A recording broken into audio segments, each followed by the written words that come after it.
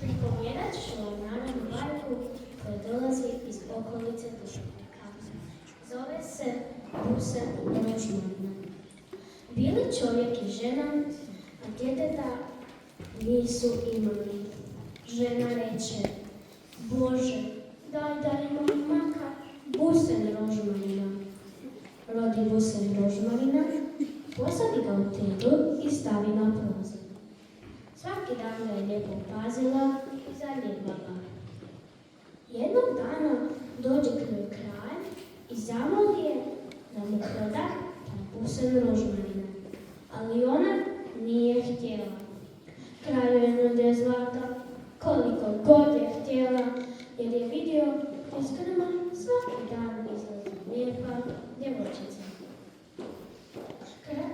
Žena je pristala kad je kralj obećao da će grm staviti nasuprot njezine kući kako bi ga i ona svaki dan mogla gledati.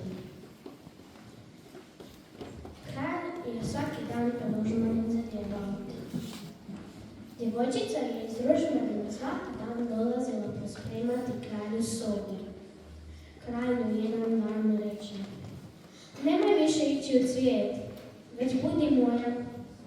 A ona mu odgovori: Ne mogu, moram ostati u cvijetu 20 godina. Djevojka kralju dojede zvonce i reče mu: Kad zazvoniš, ja ću doći, ali ovo zvonce uvijek čuvaj uza se. Kralj je jednom otišao na put i zaboravio zvonce. Sluge su prepunile zvonce i ona je zazvonila. Djevojčica je došla, a sluge su joj izudarale tako da se jedva u cvijet vratila. Kad se kralj vratio i zazvonio, djevojčica se jedva izvukla iz cvijeta i došla k njemu.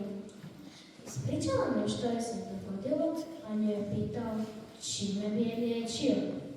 Ona mu odgovori: Samo čistom vodom je svaki dan poljaje, a jednom na dan vodom od Rožmarina.